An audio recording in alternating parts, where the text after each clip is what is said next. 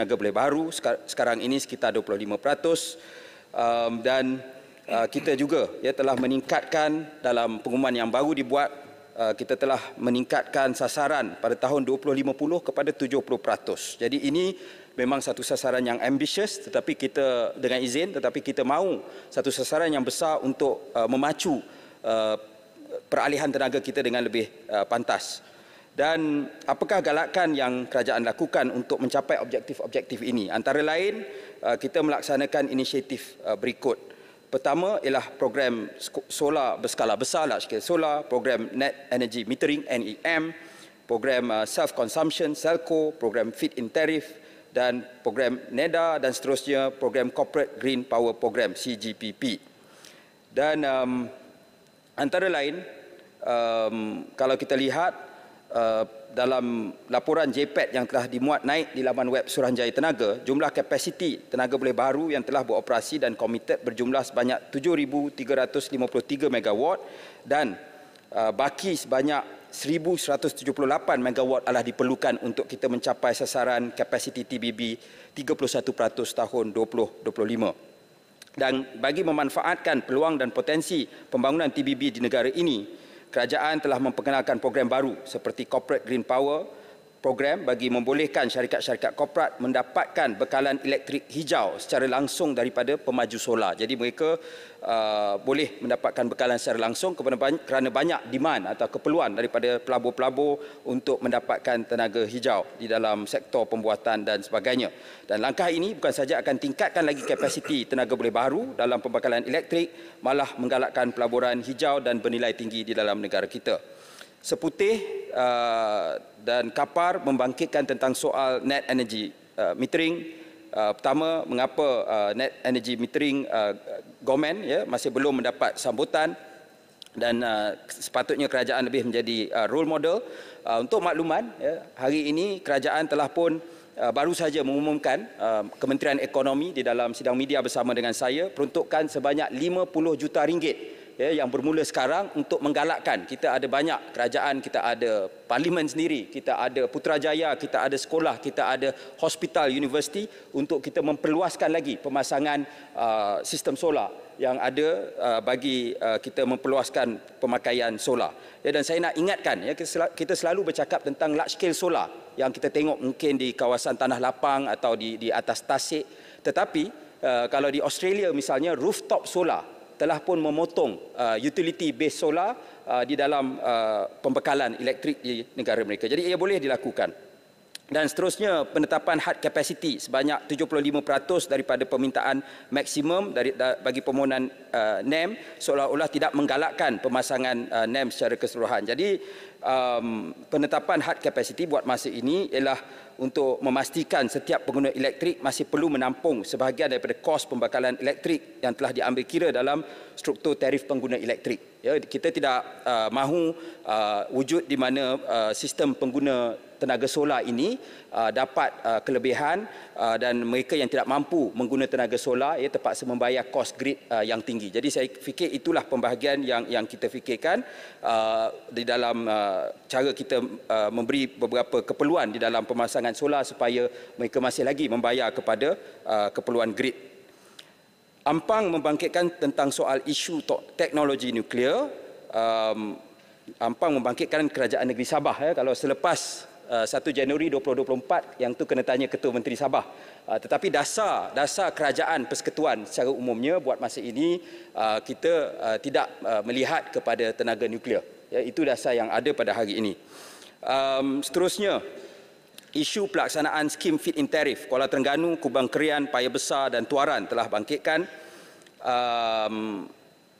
dan tentang kaedah pelaksanaan skim feed-in tariff di Sabah. Maka ia akan ditentukan oleh pihak berkuasa pembekalan elektrik Sabah apabila kuasa ini diserahkan kepada kerajaan negeri Sabah.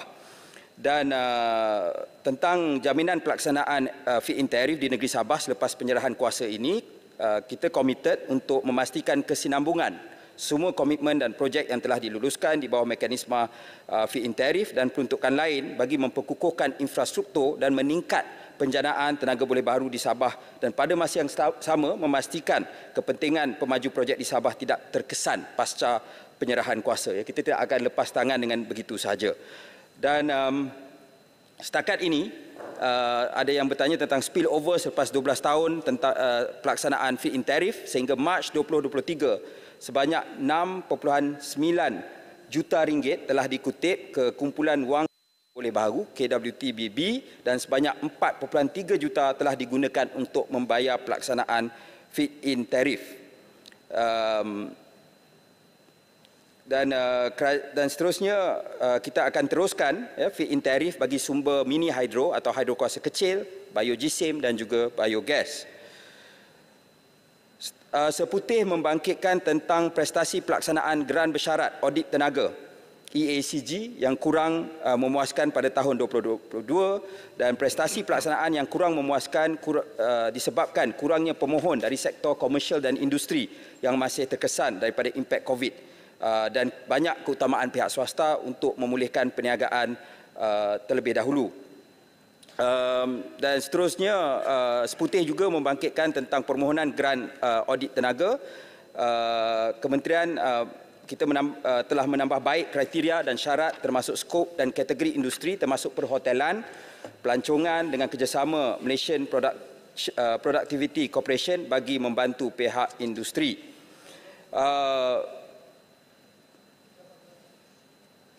Seterusnya tentang Seputih mengatakan bahawa TNB menggunakan kelebihan sebagai syarikat utiliti tunggal di Semenanjung untuk mempromosi perkhidmatan pemasangan solar melalui anak syarikat TNB.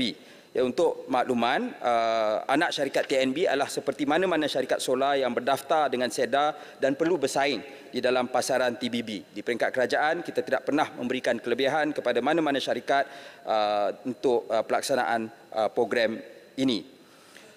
Seputih juga membangkitkan tentang soal T20. Ya, Yang Amat Berhormat Perdana Menteri telah umumkan rancangan kita bila kita ada padu sistem yang baru nak diperkenalkan untuk kita mengenal pasti pendapatan isi rumah, maka golongan T20 tidak akan lagi mendapat subsidi. Jadi sepatutnya ada alternatif untuk golongan T20.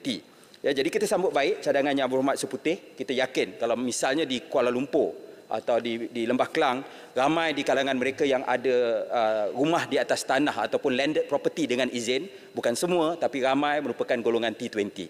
Maka ya, bila mereka terpaksa membayar tarif dengan mengikut harga pasaran, barulah akan berlaku peralihan untuk mereka adopt panel-panel solar tersebut, dan kita akan mengkaji ya, bagaimana untuk menggalakkan pemakaian ini walaupun mereka mungkin T20 nak keluarkan upfront RM30,000, RM40,000 untuk pemasangan sistem solar, itu masih kos yang besar. Jadi kalau kita boleh mudahkan dengan financing dan sebagainya, kita akan tengok perkara tersebut. Dan ini telah kita lihat ya, dalam sektor medium voltage, high voltage bukan domestik, apabila kita telah melepaskan sebahagian besar daripada tarif ataupun kos peningkatan harga bahan api kepada mereka, maka mereka telah banyak menggunakan sistem kecekapan tenaga dan juga sistem tenaga boleh baru.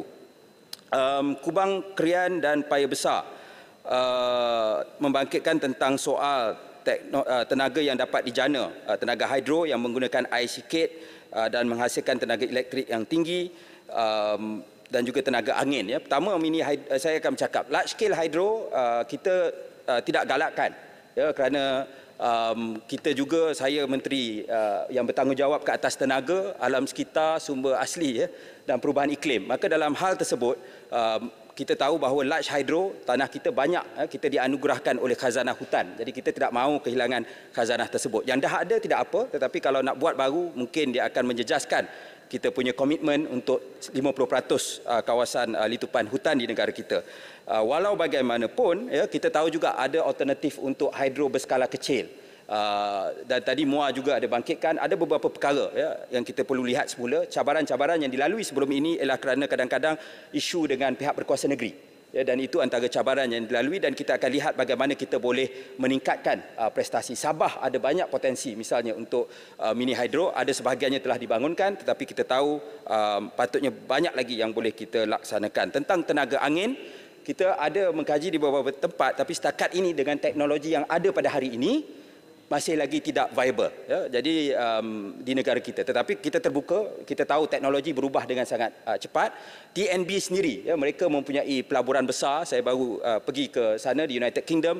Vantage RE yang mereka syarikat mereka bekerjasama dengan syarikat daripada syarikat EDF daripada Perancis untuk membina, ya, wind turbine sehingga tinggi dia saja 100 meter.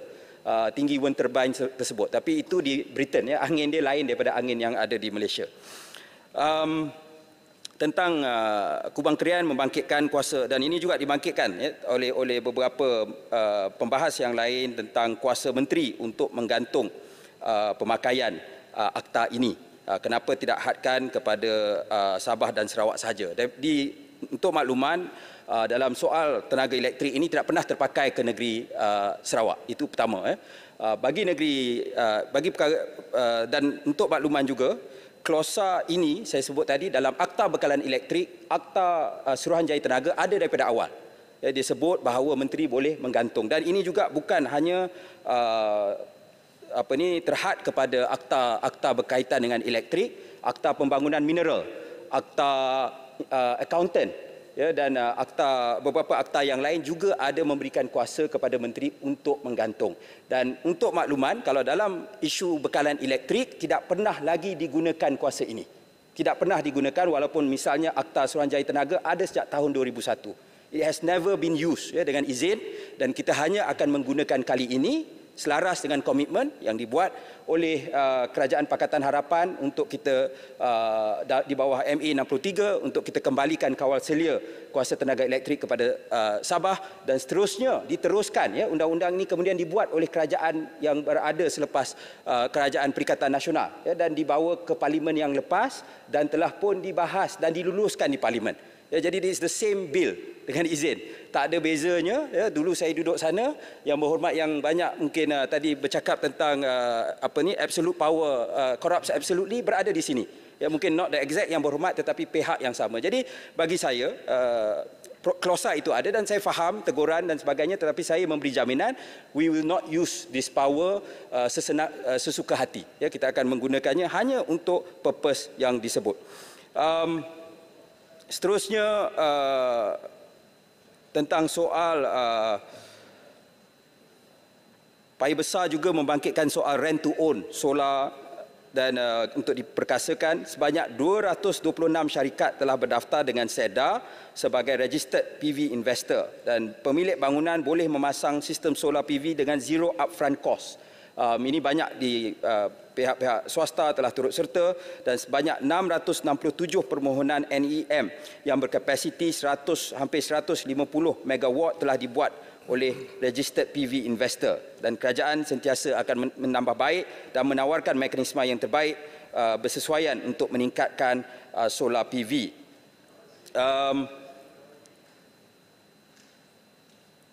1.6%, ya, ini dibangkitkan oleh Paya Besar dan KAPA tentang isu 1.6%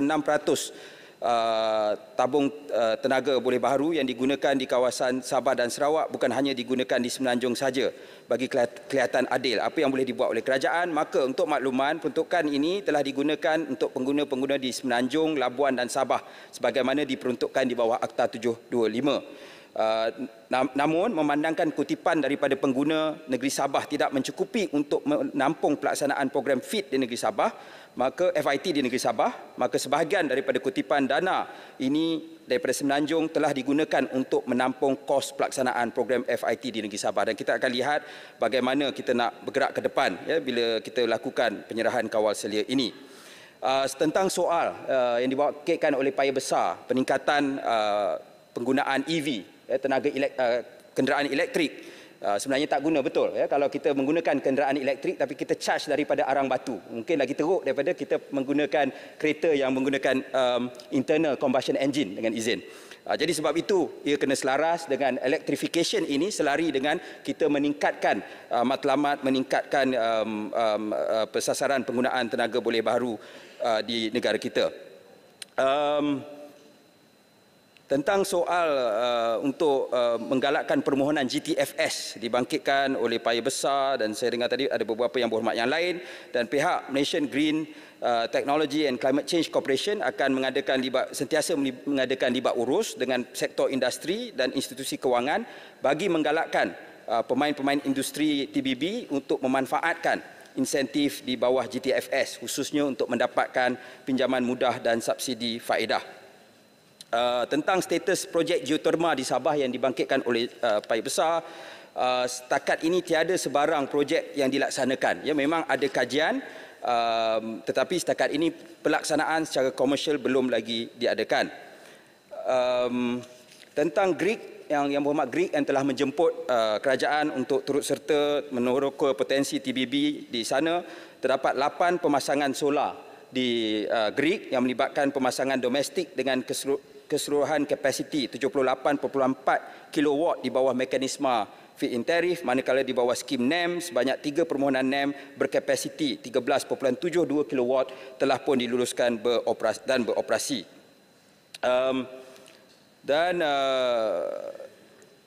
Tuaran dan simpang renggam membangkitkan tentang soal pemberian subsidi dan khususnya kepada negeri Sabah ya, selepas pasca penyerahan kuasa pembekalan tenaga elektrik.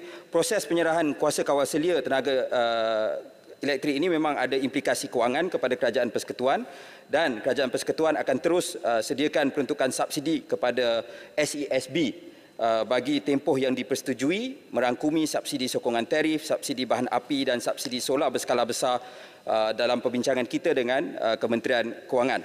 Jadi masalah di SESB ada beberapa masalah kewangan yang besar yang saya ingat semua pihak sedia maklum. Dan untuk makluman, antara tahun 2005 sehingga 2021 Kerajaan Persekutuan telah memberi subsidi kepada SESB sebanyak 8.349 bilion ringgit. Jadi kita mungkin ada perbincangan, kita akan bincang dalam perbincangan JPET Sabah yang saya akan buat dengan Yang Amat Berhormat Ketua Menteri Sabah nanti. Tadi Yang Berhormat Simpang Renggam ada bangkitkan tentang soal subsidi elektrik secara umum. Jadi sebagaimana saya telah jawab, kita sedang meneliti option pelepasan surcharge ICPT yang munasabah kepada pengguna-pengguna elektrik di Semenanjung bermula 1 Julai sehingga 31 Disember 2023. Dan seterusnya dibangkitkan oleh Kubang Kerian, Simpang Renggam dan juga MUA tentang soal ekspor TBB, tenaga boleh baharu. Apakah kesan kepada syarikat-syarikat Malaysia dan sebagainya. Untuk makluman, Jemaah Menteri pada 3 Mei 2023 telah bersetuju dengan dasar perdagangan tenaga boleh baharu yang dilaksanakan melalui kaedah sistem pasaran tenaga elektrik ataupun electricity exchange. Dan perinciannya kita sedang siapkan. Apa yang kita lihat sebagaimana disebut oleh Yang Berhormat MUA sebentar tadi, rugi sangat apabila untuk Semenanjung Malaysia ini ketika mana negara Singapura bercakap nak import daripada Australia, nak import daripada Kemboja, nak import dari Indonesia, malah dari Sarawak. Kalau Semenanjung, lagi-lagilah MUA jauh sikitlah, tapi selatan Semenanjung tidak ambil kesempatan. Kita tak payah tengok peta pun kita tahu bahawa Singapura berjiran dengan kita. Jadi tetapi pelaksanaannya haruslah memastikan kepentingan negara kita tidak terabai dan ia mampu dengan premium yang mereka sanggup bayar. Kalau mereka sanggup bina submarine kabel yang jauh, mereka sanggup membayar premium, maka kita nak lihat pelaburan itu dapat mengembangkan tenaga boleh baharu Malaysia dengan skala yang besar. Dan juga dibangkitkan tentang sikit lagi yang berhormat Yang Dipertua, dan tentang dibangkitkan juga tentang isu defisit tenaga Sabah. Saya ada sentuh sedikit sebelum ini. Ini memang satu soal yang besar dan masalahnya dia ada berbeza. Sabah ni reserve margin di antara pantai timur dan pantai barat. Itu mengeruhkan lagi suasana. Itu yang menjadi basic problem yang ada selama ini yang menyebabkan masalah bekalan elektrik di negeri Sabah bermasalah dan banyak cabaran. Dan saya faham ini mengganggu. Baru-baru ini ada syarikat korporat pun dia kata dia buat mesyuarat di negeri Sabah, tiba-tiba blackout. Dan that's not good untuk ekonomi negeri Sabah. Apatah lagi rakyat biasa yang terpaksa bergelut dengan perkara ini setiap hari. Saya tahu di banyak tempat di Kota Kinabalu pun kadang-kadang bergelut dengan isu ini setiap hari. Jadi perkara ini macam saya kata memerlukan pelaburan yang besar, dan di peringkat Kerajaan Persekutuan kita akan terus melihat perkara ini secara dekat. Ya, perbezaan reserve margin, ya, kalau di pantai barat dia ada reserve margin excess 48%, pantai timur negatif 30%. Dan interconnect antara pantai timur dan pantai barat ini tidak cukup. Tapi sekarang tengah dalam rancangan juga penyambungan, ya, dengan negeri Sarawak, antara Sabah dan Sarawak. Tapi itu pun masalah sebab Sarawak paling dekat dengan pantai barat. Yang masalah besar is in pantai timur. Jadi saya membangkitkan perkara ini di beberapa peringkat, dan insya-Allah kita akan cuba mencari penyelesaian yang terbaik tentang perkara ini. Dan sedikit lagi tentang Sandakan juga membangkitkan tentang isu cadangan pembinaan loji jana kuasa. Ya, jadi untuk makluman, kerajaan sebagai semua perancangan loji jana kuasa kita buat menerusi JPET. Ya, kalau di Sabah dia ada JPET Sabah, Jawatan Kuasa Perancangan dan Pelaksanaan Pembekalan Elektrik dan Tarif Sabah. Kita tidak mahu lagi unsolicited tender ataupun unsolicited bids, orang yang datang hanya bagi proposal, tidak ada rancangan dan sebagainya. Jadi sebab itu, ya, menerusi JPET yang turut dianggotai Kementerian dan Agensi Kerajaan Persekutuan dan Kerajaan Negeri dan juga SESB, kita akan rancang cara yang terbaik dan kita akan melihat apa yang keperluan yang dari segi geografi di negeri Sabah. Terdapat beberapa projek loji jana kuasa baru di Sabah, iaitu projek loji jana kuasa gas dan loji jana kuasa hidro yang telah diluluskan oleh JPET yang akan mula beroperasi pada tahun 2025 gas dan 2027 hidro. Jadi mungkin atas kekangan masa Yang Berhormat Tuan Yang di-Pertua, yang selebihnya saya akan beri jawapan secara bertulis kepada Yang Berhormat yang telah bangkitkan tadi. Terima kasih Yang Berhormat Menteri. Mana yang tidak dijawab boleh dijawab secara bertulis. Ahli-ahli Yang Berhormat, sekarang saya kemukakan masalah kepada majlis bagi diputuskan. Masalahnya ialah rang undang-undang ini dibaca kali kedua sekarang. Ahli-ahli Yang Berhormat yang bersetuju katakan bersetuju. Yang tidak bersetuju katakan tidak. Lebih suara bersetuju, rang undang-undang ini dibaca kali yang kedua sekarang. Rang undang-undang bernama Suatu Akta untuk Meminda Akta Tenaga Boleh Baharu 2011.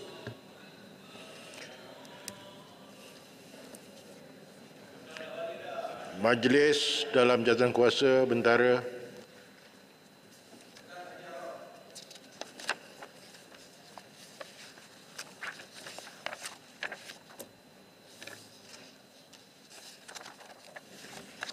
Fasal-fasal 1 dan 2. Tidak ada yang nak membahas, saya teruskan. Pasal-pasal 1 dan 2 jadi sebahagian daripada rang undang-undang.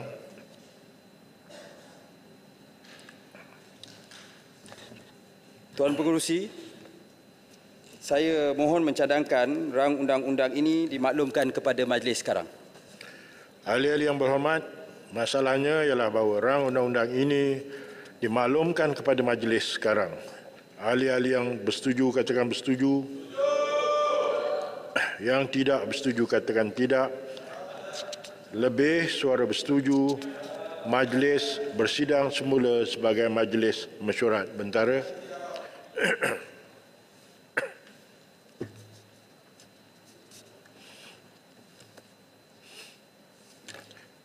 Menteri.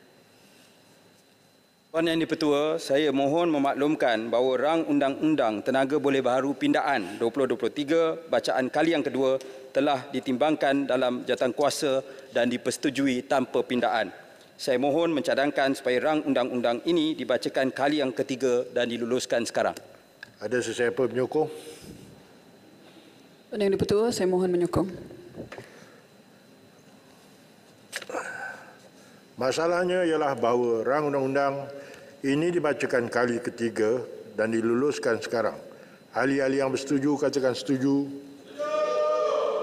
Yang tidak bersetuju katakan tidak. Lebih suara yang bersetuju, rang undang-undang dibaca kali ketiga sekarang. Rang undang-undang bernama Suatu Akta untuk Meminda Akta Tenaga Boleh Baharu 2011 DR 19 2023, Rang Undang-Undang Pihak Berkuasa Pembangunan Tenaga Lestari, Pindaan 2023. Bacaan kali yang kedua.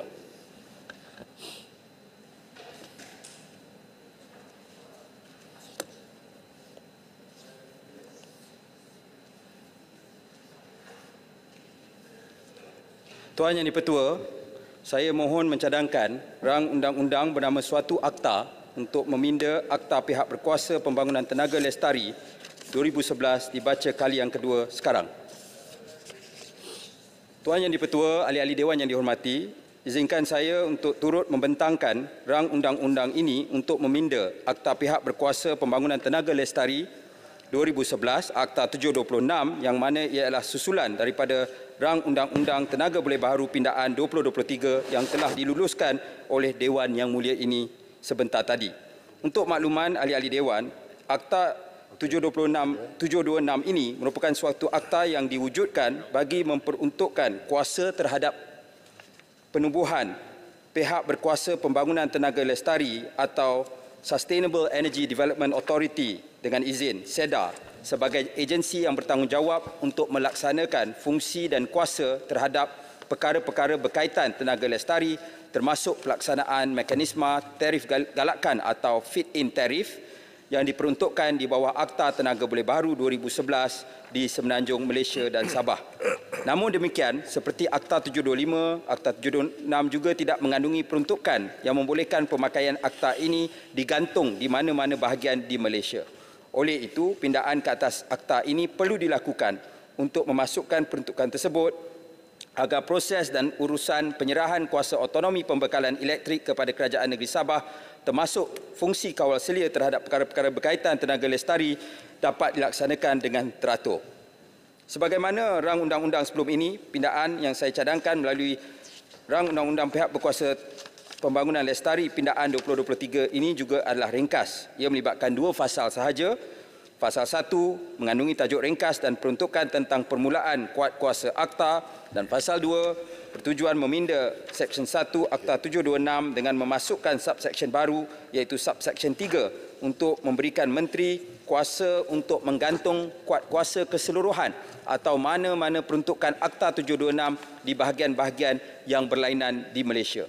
Pindaan-pindaan lain yang tidak saya nyatakan secara khusus di sini adalah pindaan kecil bersifat editorial atau consequential in nature dengan izin.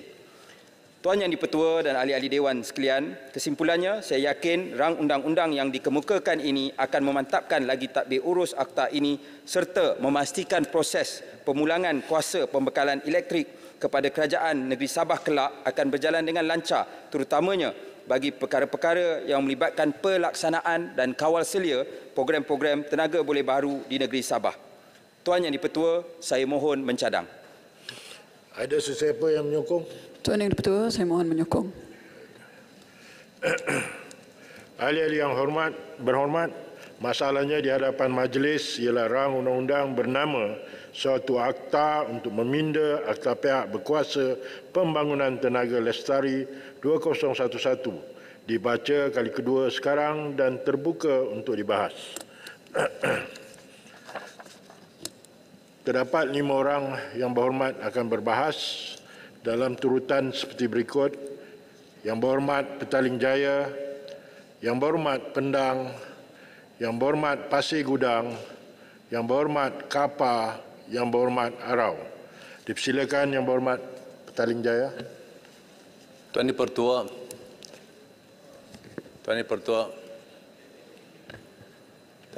boleh saya ada menghantar nama untuk berbahas tapi nama tak disebut. Yang berhormat Tuan nak berbahas? Ya. Baik, saya masukkan. Yang nombor 6 ya.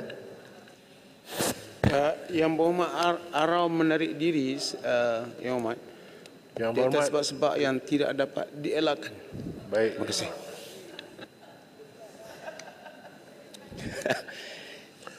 Silakan Yang berhormat Petaling Jaya. Terima kasih kepada Datuk Yang di-Pertua. Saya ingin mengambil bahagian dalam perbahasan rang undang-undang agensi untuk yang untuk pihak berkuasa pembangunan tenaga lestari 2011. Saya ingin menyentuh juga tentang tenaga angin yang disebut sebelum ini. Seperti saya dikatakan, angin adalah pelengkap kepada tenaga solar. Matahari terik pada waktu siang, tapi angin bertiup pada waktu malam. Maka tenaga angin perlu diambil satu perhatian yang khusus supaya ianya boleh membantu Malaysia menjadi sebuah negara tenaga baru yang unggul di rantau ini.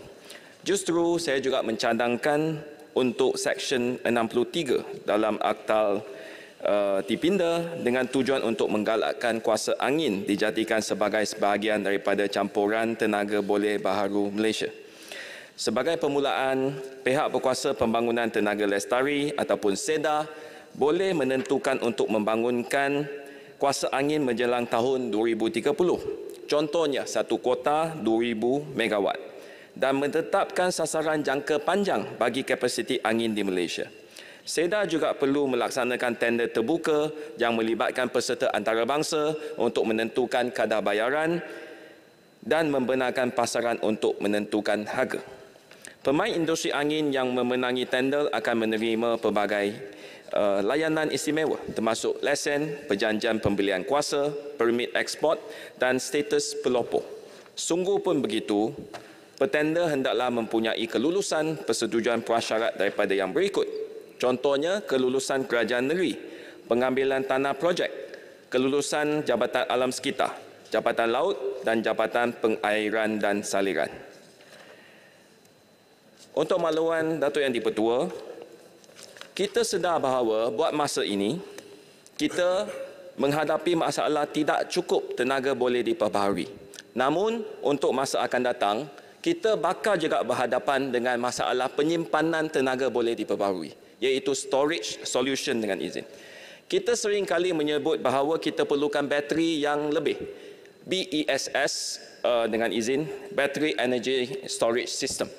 Namun, sistem tersebut adalah begitu mahal dan memerlukan satu capex ataupun pelaburan yang besar. Di sini saya ingin mencadangkan bahawa kita juga menerokai kemungkinan untuk mewujudkan pam hidro dengan izin supaya tenaga-tenaga boleh diperbaharui, boleh disimpan oleh sistem pam hidro. Untuk makluman Datuk Yang di-Pertua, pam hidro ini mekanismenya lebih kurang sama dengan empangan kita.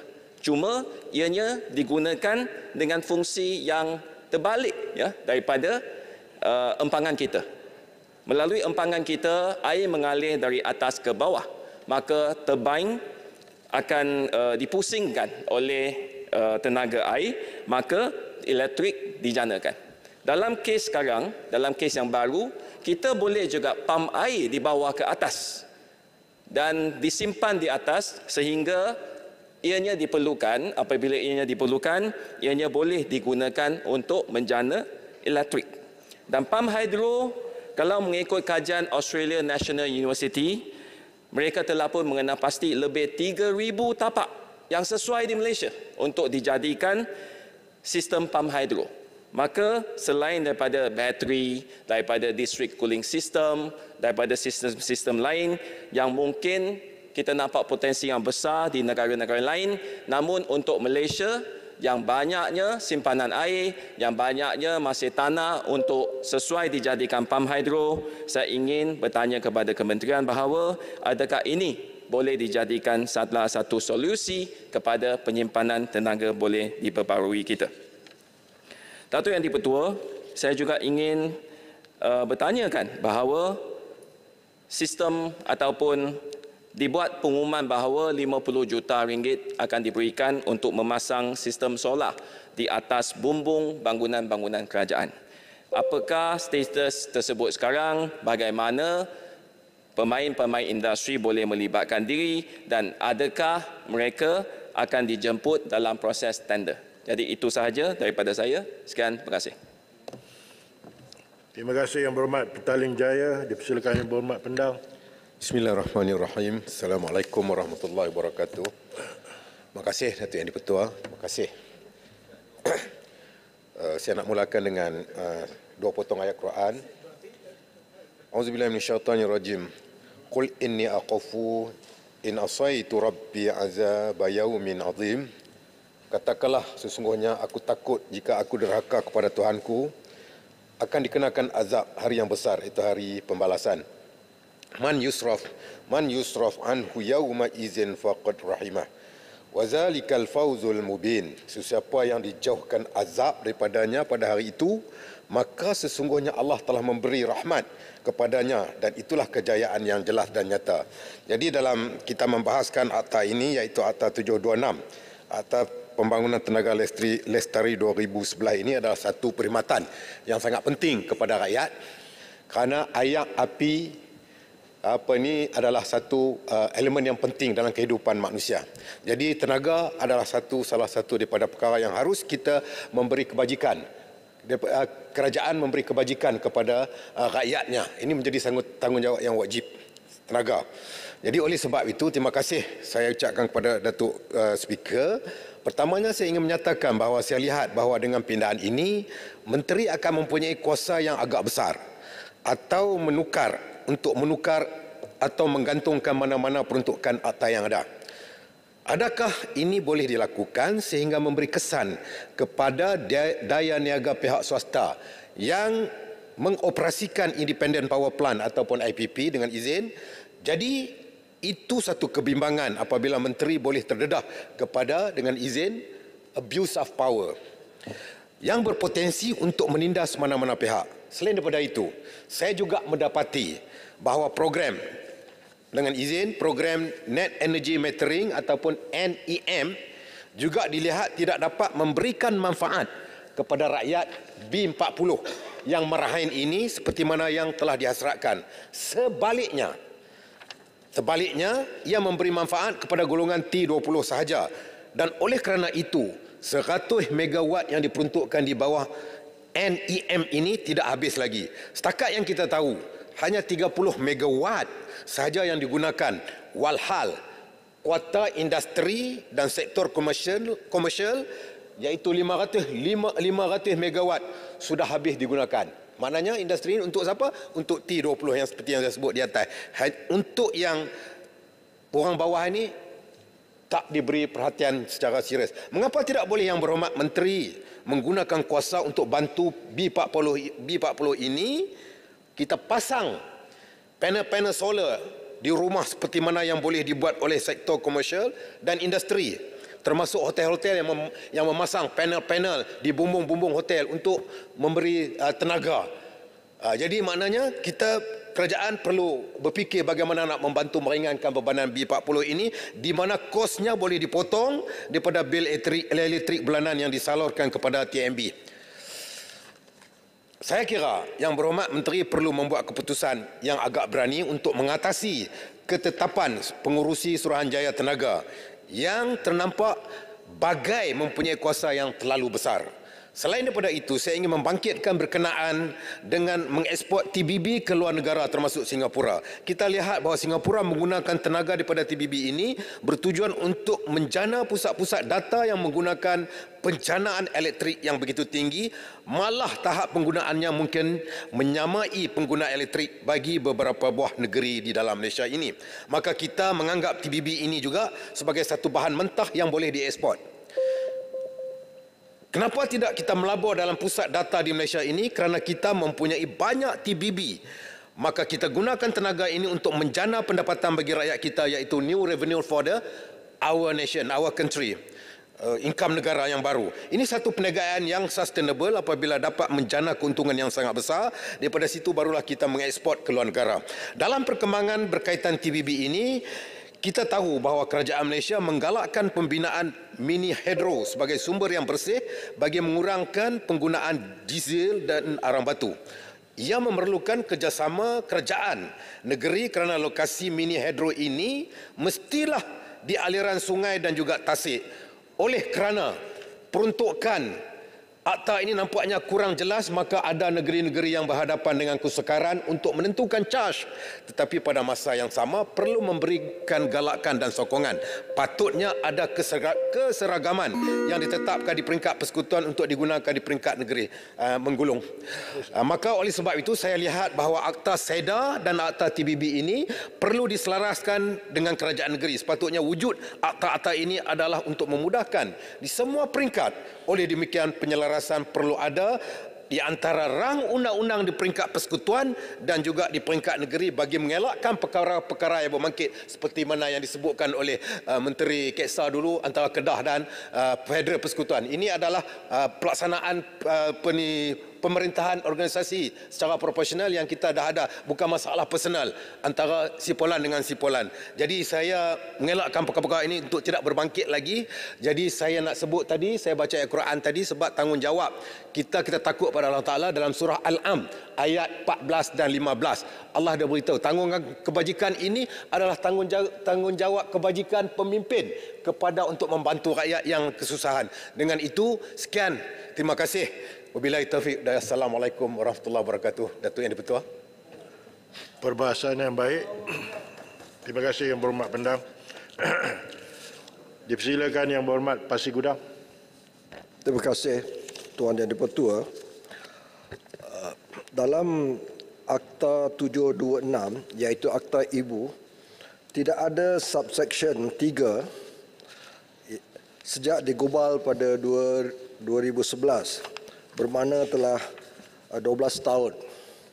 Pertanyaan saya, mengapa perlu subsection 3 ini dimasukkan? Apa jadi kalau subsection 3 ini, iaitu menteri diberi kuasa untuk menggantung kuat kuasa keseluruhan atau mana-mana peruntukan akta ini, kalau subsection 3 ini tak dimasukkan kepada Akta Ibu ini, apakah masalah yang akan berlaku dalam senario itu untuk mudah dipahami? Mengapa? Yang kedua, berkenaan pembangunan tenaga lestari.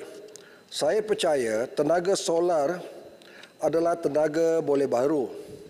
Tenaga solar juga tenaga lestari. Malaysia kaya dengan sinaran matahari hampir setiap hari. Malaysia juga sebuah negara maritim yang dikelilingi laut luas. Negara kita Malaysia boleh diibaratkan sebagai jelapang tenaga solar. Tetapi Yang Berhormat Menteri, benar atau tidak andaian ini, saya dipahamkan Tenaga Nasional Berhad TNB, sebuah GLC kerajaan, terlibat dan berminat dalam pembangunan tenaga solar. Apakah benar TNB sekarang terpaksa bersaing sengit dengan pelabur-pelabur dari dalam dan dari luar negara untuk membangunkan tenaga elektrik dari tenaga solar ini?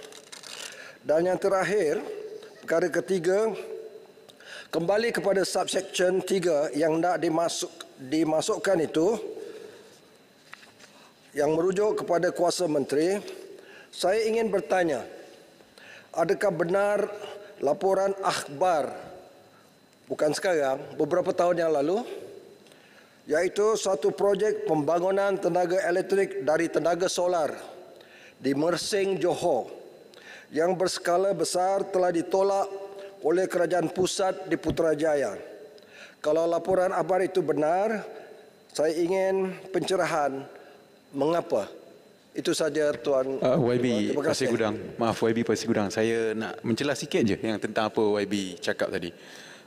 Berkenaan dengan cadangan untuk pindaan kepada Section 1 subsection 3 ini, masukkan subsection 3. Saya setuju dengan apa yang YB Pasir Gudang katakan. Mengapa sekarang ini diperlukan perintah ini?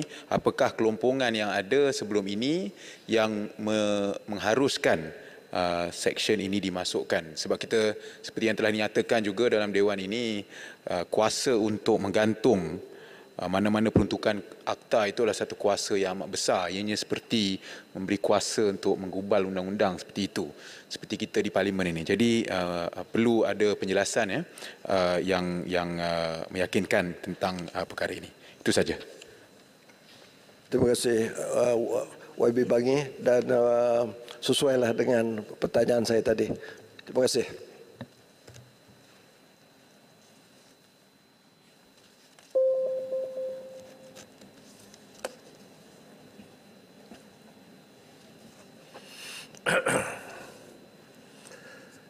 Berikutnya, dipersilakan Yang Berhormat Kapah.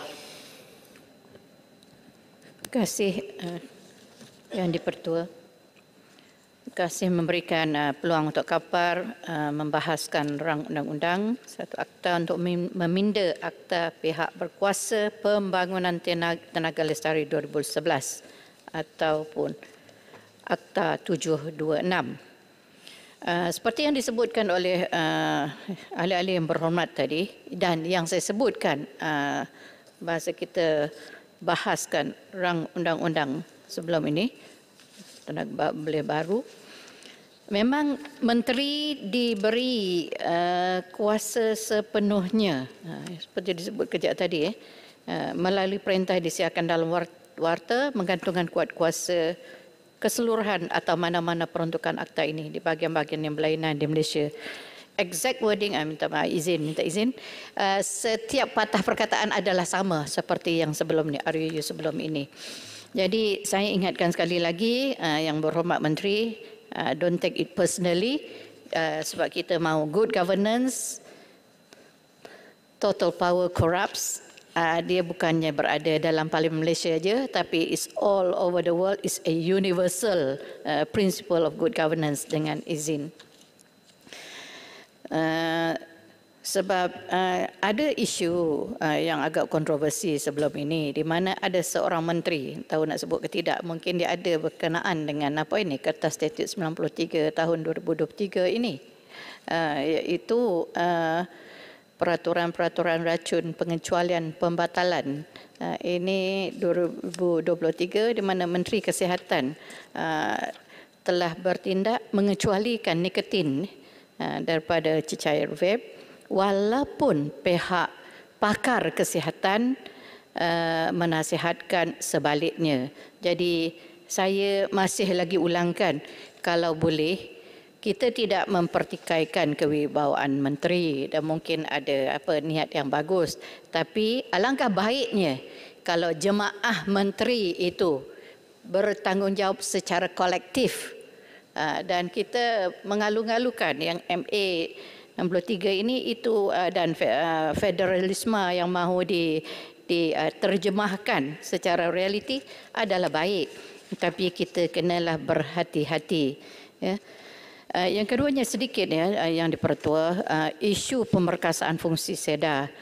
Pak Kapar nak tanya, apakah usaha yang diambil oleh kerajaan untuk meningkatkan kapasiti dan keupayaan SEDA serta memastikan supaya tiada pertindihan skop dan bidang tugas antara SEDA dan Suruhanjaya Tenaga ST?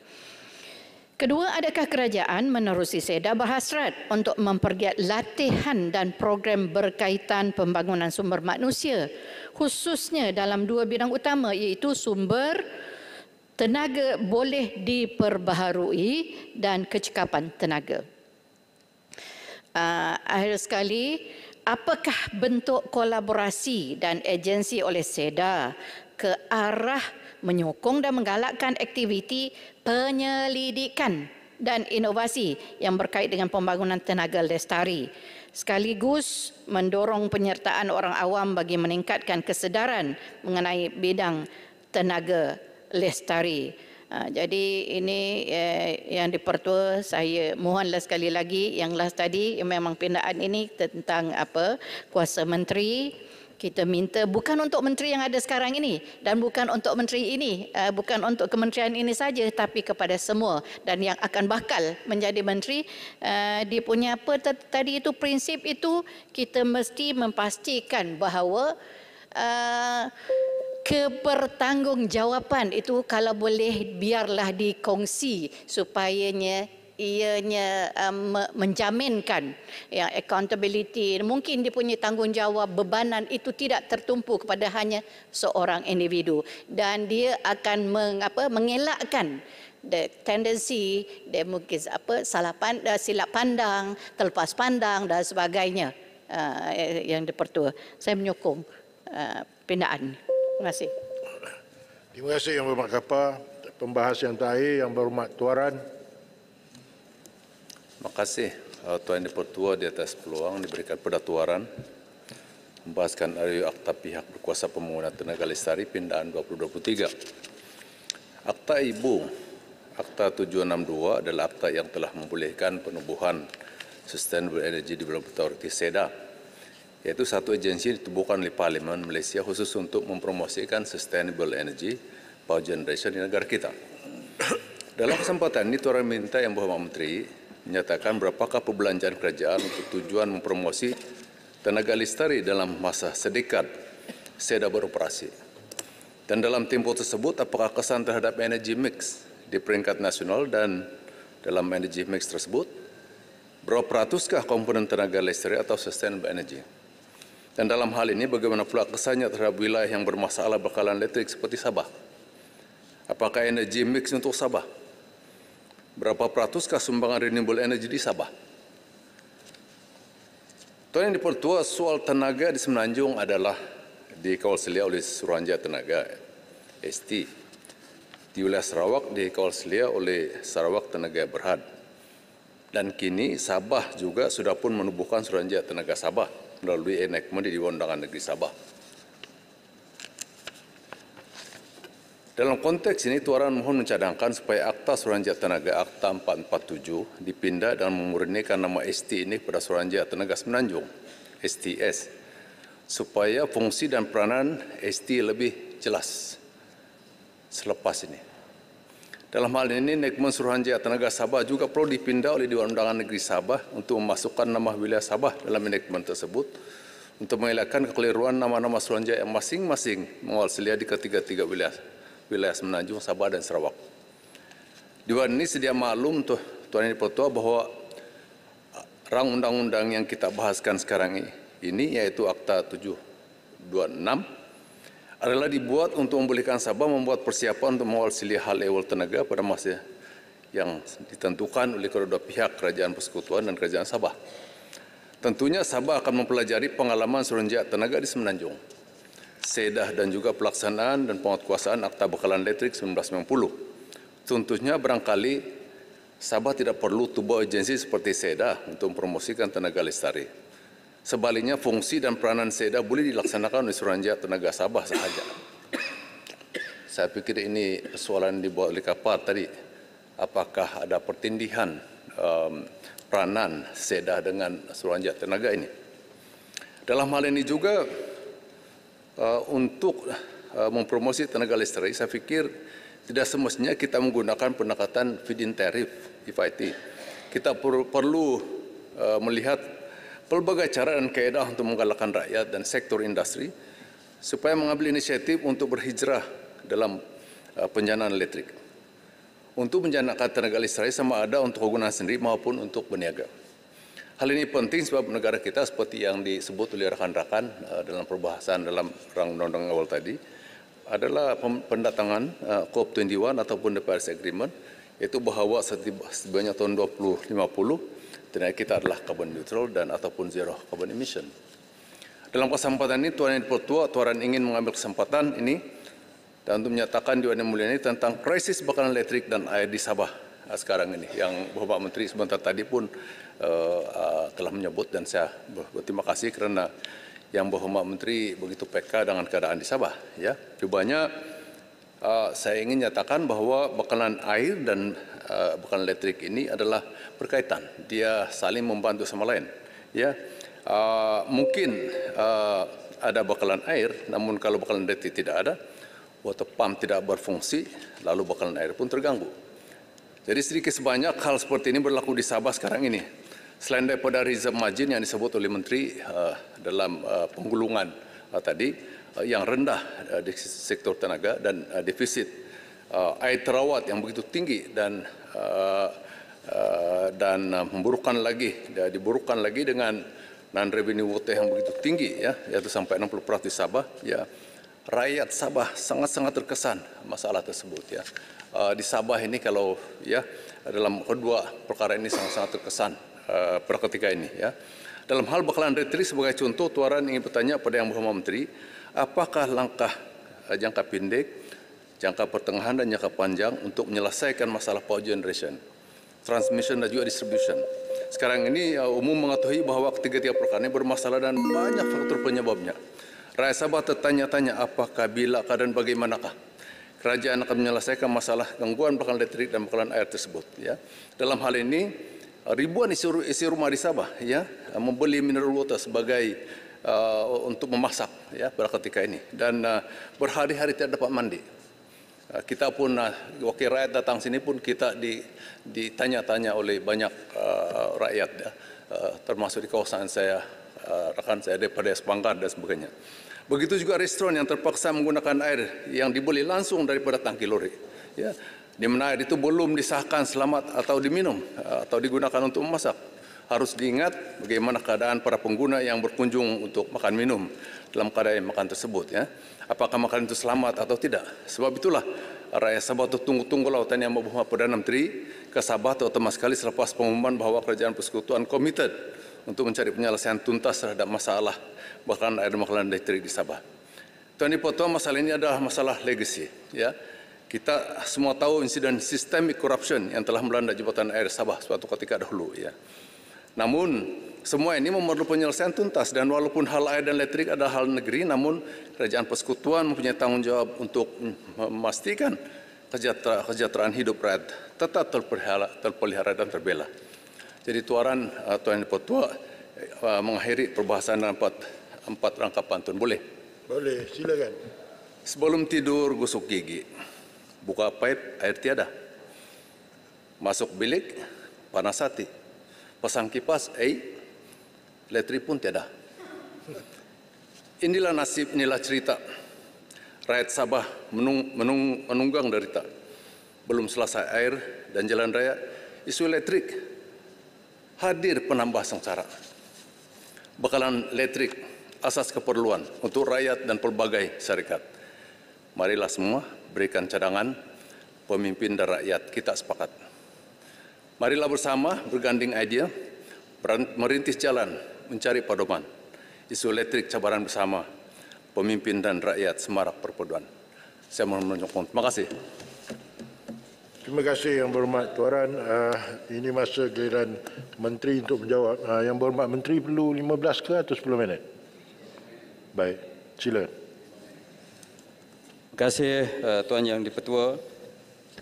Sebahagian daripada perkara yang telah dibangkitkan oleh ahli-ahli Yang Berhormat sebentar tadi adalah perkara sama yang telah dibangkitkan dalam pindaan RUU sebelum ini.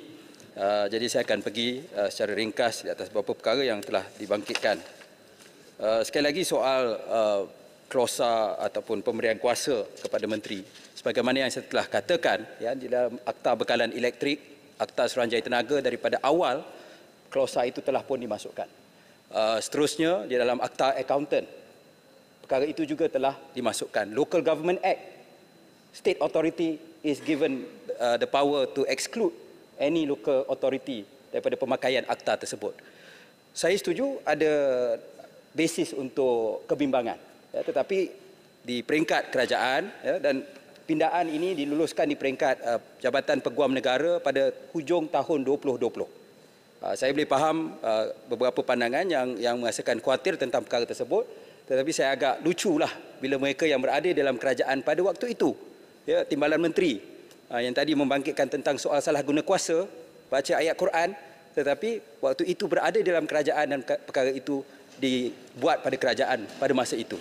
Ya, jadi, dan saya telah ingatkan dalam soal bidang kuasa elektrik ini tidak pernah diguna pakai sekalipun dalam akta-akta bekalan elektrik, Akta Suruhanjaya Tenaga yang sudah pun ada suspension clause dengan izin, sehinggalah kita pada tahun ini kita nak buat penyerahan kawal selia elektrik kepada negeri Sabah.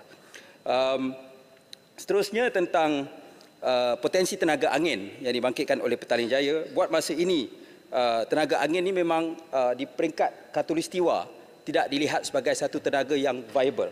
Ya, tetapi saya setuju mungkin kita boleh di masa depan kita boleh lihat teknologi yang ada dan mungkin kita perlu peruntukkan di dalam undang-undang di masa akan datang kerana teknologi berubah dengan cepat. Tentang battery storage, ya, dan saya nak kaitkan, ya, ada yang bangkitkan tentang soal ekspor tenaga boleh baru dan sebagainya. Filipina merupakan negara di Asia Tenggara dengan battery storage yang terbesar. Kapasiti dia sangat besar, ya, di Filipina mengatasi negara-negara lain. Kalau di negara Vietnam, solar, mereka mempunyai kapasiti pemasangan yang sangat besar. Jadi antara sebab, ya, di banyak negara subsidi bagi bahan api mereka sangat sedikit ataupun untuk elektrik mereka sangat sedikit berbanding dengan subsidi yang kita berikan di Malaysia. Jadi itu yang membuatkan tenaga boleh baru kita tidak kompetitif. Dan satu, kita nak menjadikan subsidi ini bersasar untuk melindungi golongan yang benar-benar perlu, M40, B40 dan syarikat-syarikat PMKS.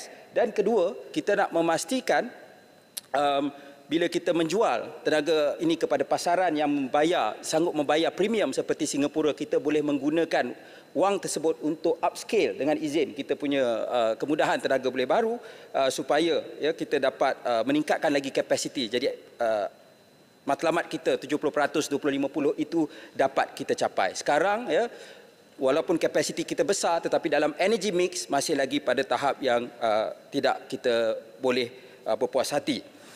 Jadi dan seterusnya tentang soal NEM dibangkitkan oleh Pendang supaya tidak hanya memberikan NEM yang ada hari ini hanya memberi manfaat kepada golongan T20.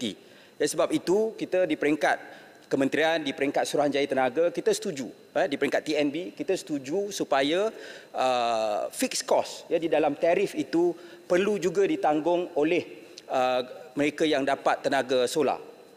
Maknanya mereka kena bayar untuk the grid capacity. Kalau tidak, ya, sebab banyak yang ada pada hari ini tenaga boleh baru boleh pasang di rumah dan sebagainya, ramai di kalangan golongan T20 atau sebahagian M40. Jadi kalau dalam keadaan hari ini kita tengok orang-orang yang tinggal di flat, orang yang tinggal di yang tidak mampu, ya, di apartmen ataupun di rumah kampung yang tidak mampu untuk mempunyai tenaga solar, mereka memberi subsidi kepada orang yang memasang tenaga solar. Sebab itu kita kena ada grid cost itu kena dimasukkan, dan ini adalah perkara yang adil.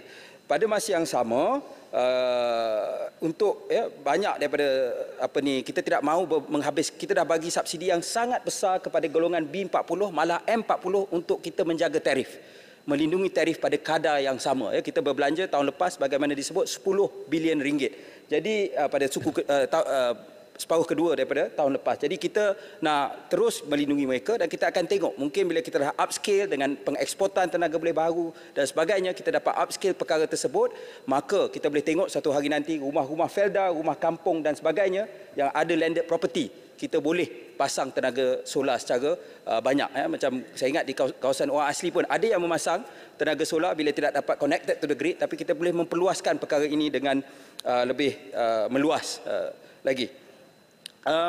Seterusnya tentang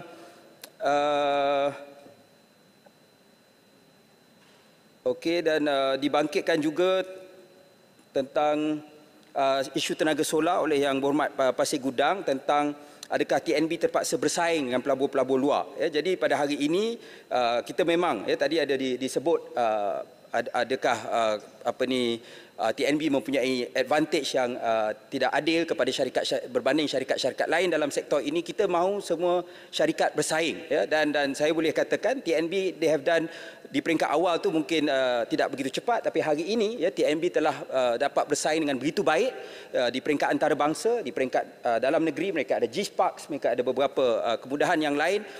Malah baru-baru ini di dalam persaingan di Australia, 2 finalis untuk dapat kontrak tersebut, satunya ialah Gentari milik Petronas dan satu lagi ialah TNB. Ya, dan tapi Gentari menanglah, tapi tak apa, dalam satu keluarga kita, ya, semua satu negara Malaysia. Jadi ini menunjukkan TNB telah mampu untuk scale up dalam peringkat yang baik, dan saya fikir penting untuk masa depan TNB untuk mereka teruskan dalam keadaan yang dapat bersaing, ya, tetapi dalam perkara lain ia tetap tidak ada perubahan. dari segi pertindihan kuasa, SEDA dan ST tidak ada dibangkitkan oleh Yang Berhormat Kapar, tidak ada soal pertindihan kerana jelas diletak di dalam pembentukan kedua-dua agensi di dalam aktanya. Fungsi utama SEDA Malaysia adalah mengawal selia pelaksanaan sistem FIT. Suruhanjaya Tenaga ialah untuk memastikan keterjaminan serta keselamatan sistem bekalan elektrik serta keselamatan awam dari aspek pembakalan elektrik. Jadi itu beza dia dan antara skim FIT dia skala kecil dan yang dikawal selia oleh ST ialah projek-projek yang besar. Seterusnya ialah tadi dibangkitkan oleh tuaran tentang soal masalah di negeri Sabah, siap dengan pantun tadi berapa kerat saya tak pasti, tetapi sebagaimana yang saya telah sentuh sebelum ini, kita ada plan mitigasi SESB untuk memastikan ketahanan sistem grid Sabah. Sebab itu antara masalah punca utama yang ada. Dan pertama ialah plan jangka masa pendek ialah pengurusan sudut permintaan sekiranya margin pada grid kurang daripada 80 megawatt. Dan kedua, melaksanakan tambahan anggaran kapasiti penjanaan sebanyak 18 megawatt daripada loji jana kuasa yang sedia ada dan mengoperasikan semua unit penjanaan mudah alih mobile generator SESB yang sedia ada dengan anggaran kapasiti sebanyak 5 megawatt dan penjadualan semula gangguan yang dirancang terhadap generator ke tarikh yang akan datang. Seterusnya, pemasangan set unit penjanaan mudah ST akan tambah lagi 10 megawatt mobile genset di negeri Sabah dan pelaksanaan pengurusan dari sudut permintaan yang dipertingkatkan dengan inisiatif kepada pelanggan industri. Kita akan sediakan pemasangan set genset 30 megawatt di Sandakan dan Lahad Datu yang mempunyai kekurangan yang sangat besar dan load shedding ataupun pelucutan beban hanya akan dilaksanakan apabila diperlukan. Sebagaimana yang saya sebut juga tentang plan jangka masa sederhana, kita ada plan untuk memasang 2 turbin gas berkapasiti 20 megawatt setiap satu oleh TNB di Sabah, tetapi kita tertakluk kepada peruntukan gas yang mencukupi dan di dalam plan pembangunan penjanaan kita merancang untuk meningkatkan reserve margin pada paras melebihi 30% di seluruh negeri Sabah. Sekarang masalah dia ialah gap antara pantai barat dan pantai timur. Dan kita akan lakukan semakan sekurang-kurangnya 5 tahun sekali terhadap plan generator outage. Dan akhir sekali yang dibangkitkan oleh tuaran tentang perbelanjaan untuk promosi tenaga boleh baharu, antara 2017 hingga 2021 kerajaan telah membelanjakan 1.26 juta ringgit untuk mempromosikan TBB dan seterusnya sehingga Disember 2022 campuran kapasiti terpasang TBB dalam penjanaan elektrik di negeri Sabah adalah sebanyak 496 megawatt yang meliputi biomass, biogesim, mini hydro dan juga solar. Pasir Gudang juga ada bangkitkan tentang soal projek TBB berskala besar di Mersing dan kita akan maklum secara bertulis apabila ada maklumat di depan saya. Dan seterusnya yang akhir sekali tentang soal ketelusan di peringkat Suruhanjaya Tenaga dan sebagainya, apa yang saya boleh katakan balik kepada prinsip asal tadi, kita tidak seperti dahulu, kita tidak lagi menerima unsolicited bid untuk pembinaan penjana kuasa. Jadi sebab itu kita ada JPET, we will stick to the plan dengan izin. Siapa nak bina apa-apa loji jana kuasa, mereka kena tengok JPET yang dipublish publicly dan mereka boleh datang dengan tawaran yang terbaik dan kita akan pilih berdasarkan keupayaan teknikal dan kewangan syarikat tersebut. Dulu dia macam Air Asia, anyone can build IPP. Dan itu telah menimbulkan beban yang sangat besar kepada sistem elektrik negara kita. Dan kita lihat hari ini bagaimana di Semenanjung kita ada 40% sehingga 50% reserve margin, tetapi di negeri Sabah khususnya di pantai timur kita ada satu defisit yang sangat besar. Itu satu perkara yang tidak sepatutnya berlaku di Malaysia pada tahun 2023. Jadi itu saja Yang Berhormat Tuan Yang di-Pertua. Kalau ada yang tertinggal saya akan jawab secara bertulis. Terima kasih. Terima kasih Yang Berhormat Menteri. Hadirin yang berhormat, sekarang saya kemukakan masalah pada majlis bagi diputuskan. Masalahnya ialah bahawa rang undang-undang ini dibaca kali kedua sekarang. Ahli-ahli yang berhormat, yang bersetuju katakan bersetuju. Yang tidak bersetuju katakan tidak. Lebih suara bersetuju, rang undang-undang ini dibaca kali yang kedua sekarang.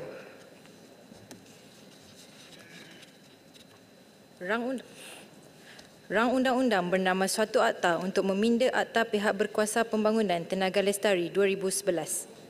Majlis dalam jawatan kuasa bentara.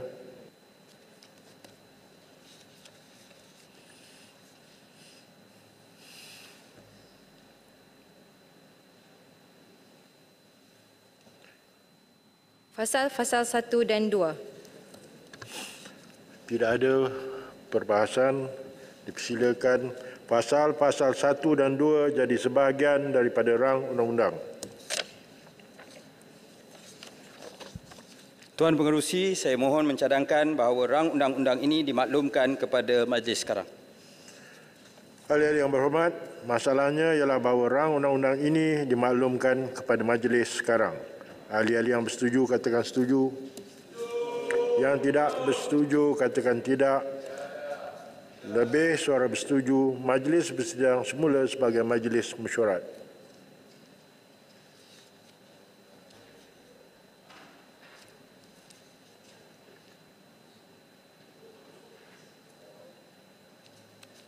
Tuan Yang di-Pertua, saya mohon memaklumkan bahawa rang undang-undang Pihak Berkuasa Pembangunan Tenaga Lestari Pindaan 2023 bacaan kali kedua telah ditimbangkan dalam jawatan kuasa dan dipersetujui tanpa pindaan. Saya mohon mencadangkan supaya rang undang-undang ini dibacakan kali yang ketiga dan diluluskan sekarang. Ada sesiapa menyokong? Tuan Yang di-Pertua, saya mohon menyokong. Masalahnya ialah bahawa rang undang-undang ini dibaca kali yang ketiga dan diluluskan sekarang. Ahli-ahli yang bersetuju katakan bersetuju. Yang tidak bersetuju katakan tidak. Tiada lebih suara yang bersetuju. Rang undang-undang ini dibaca kali ketiga sekarang. Rang undang-undang bernama Suatu Akta untuk meminda Akta Pihak Berkuasa Pembangunan Tenaga Lestari 2011.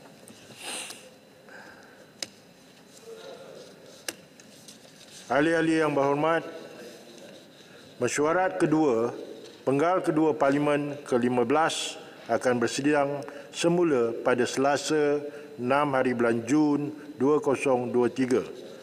Susulan itu, saya ingin mengucapkan selamat menyambut Pesta Keamatan dan Hari Gawai Dayak yang akan disambut pada minggu hadapan serta Hari Keputeraan Seri Paduka Baginda Yang di-Pertuan Agong pada 5 Jun 2023. Ahli-ahli yang berhormat, mesyuarat Dewan ini pada hari ini ditangguh sehingga jam 10 pagi hari Selasa 6 Jun 2023.